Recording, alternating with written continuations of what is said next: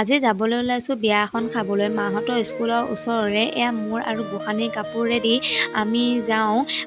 মানুহজন নেযায়। মানুহজনে ক'লে তুলনি বিয়া, সেইকাৰণে তোমালোকে গৈ আহাগৈ বুলি পেলাই। এয়া গোসানী দেখিছেনে, মায়ে লৈ আছে, তাই কি ধুনীয়াকৈ আছে। আমি এয়া সন্ধিয়াই হওঁ হওঁ অৱস্থা হৈছে, সেইটো কাৰণে আমি বোলো সোনকালে যাওঁ, সোনকালে আহোঁগৈ।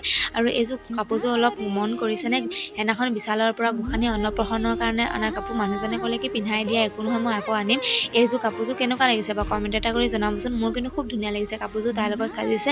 আমি এয়া খোজকাঢ়ি আহি বিয়া ঘৰ পাওঁ অৱস্থা হৈছোঁ। আৰু তাইক দেখিছেনে কিমান চকুযোৰ ৰঙা পৰি আছে, কাৰণ তাই টোপনি ধৰিছে বহুত। এইখিনি সময়ত তাই সদায় শুৱে, সেইটো কাৰণে আমি এয়া বিয়া ঘৰত আহি পালোঁহি। বিয়া ঘৰত আহিয়ে আমি গ'লোঁ ৰিচিপশ্যনলৈ। মানুহগৰাকীয়ে ক'লে কি তোমালোকে প্ৰথমতে খাই লোৱাহি, মানুহ কমি থাকোঁতেই, নহ'লে পিছত ভিৰ হ'ব আৰু দেৰি হৈ যাব, গোসানীক লৈ অকলশৰে অসুবিধা হ'ব। সেইটো কাৰণে আমি আহিলোঁ ৰিচিপশ্যনলৈ খাবলৈ। আমি বোলো ভালেই হ'ল, আমি